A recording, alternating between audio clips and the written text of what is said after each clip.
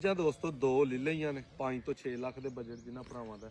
ਚੰਗੀਆਂ ਜਾਨ ਜ਼ਰੂਰਤ ਵਾਲੀਆਂ ਮੱਝਾਂ ਨੇ, ਬਿੱਲੀਆਂ ਅੱਖਾਂ, ਮੁੱਛ ਬੱਗੀ, ਸਿਰ ਵੀ ਸੋਹਣਾ, ਜਾਨ ਜ਼ਰੂਰਤ ਦੀ ਦਰਮਿਆਨੇ ਜੇ ਕੱਦ ਨੇ, ਡਰਦੀਆਂ ਡੁਰਦੀਆਂ ਨੇ। ਜੂਹ ਦੀਆਂ ਮੱਝਾਂ ਤੁਹਾਨੂੰ ਪਤਾ ਬੰਦੇ ਘੱਟੇ ਨਾ ਵੇਖੇ ਹੁੰਦੇ। ਮੋਹਰਕਾਂ ਪੈ ਗਈਆਂ, ਗੱਡੀ ਆ ਰਹੀ ਉਹਦੇ ਤੇ ਲੱਦ ਕੇ ਅੱਗੋਂ ਘਰ ਖੜੂ ਉਹਨਾਂ ਨੇ ਆਈ ਨੂੰ ਹਾਫ ਉਹਦਾ ਮੇਰੇ ਨਾਲ ਕੈਮਰਾ ਕਰ।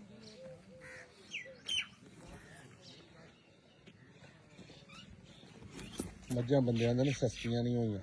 ਉਂਝ ਦੀਆਂ ਮੱਝਾਂ ਕਿੱਥੇ ਜੂਹ ਦੀਆਂ ਏਡੀਆਂ ਥੁੱਲੀਆਂ ਠੱਲੀਆਂ ਲੱਭਦੀਆਂ ਜੀ।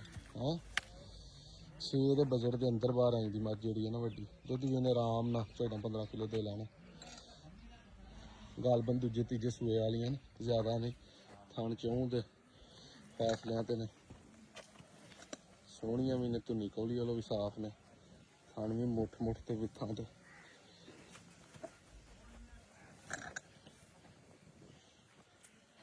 ਇਹ ਦੋਵਾਂ ਵਾਲੋ ਜੇ ਕਿਸੇ ਭਾਈ ਨੂੰ ਪਸੰਦ ਹੋਣ 0329 72 71 181 ਗੁਲਾਲ ਭਾਈ ਨਾਲ ਰਾਬਤਾ ਕਰਕੇ ਉਹ ਡਨ ਕਰ ਸਕਦੇ ਹੋ। ਇਹ ਗੱਭੂਆਂ ਨੇ ਇਹ ਤੇ ਤਕਰੀਬਨ ਹਫਤਾ ਕੱਢੇਗੀ। ਕਿਉਂ ਵੀਰ ਜੀ ਕਿੰਨੇ ਦਿਨ ਕੱਢ ਜੇਗੀ? 10 ਦਿਨ ਹਫਤਾ 10 ਦਿਨ ਮੱਝ ਕੱਢਦੀ। ਤੇ ਦੂਜੀ ਉਹ ਕੋ 5-4 ਦੇ ਲੇਟ ਕਰ ਜੈਸੇ। ਹਾਂ ਇਹ ਲੇਟ ਕਰੇਗੀ ਜਰਾ।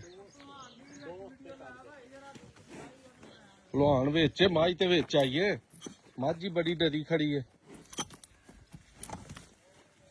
ਪਿੱਛਾ ਨਹੀਂ ਵਹਾਊ ਸ਼ਰਮਾਉਂਦੀ ਏ। ਬੰਦਿਆਂ ਸਾਰਿਆਂ ਮੱਝ ਦਵਾਤੀ ਏ।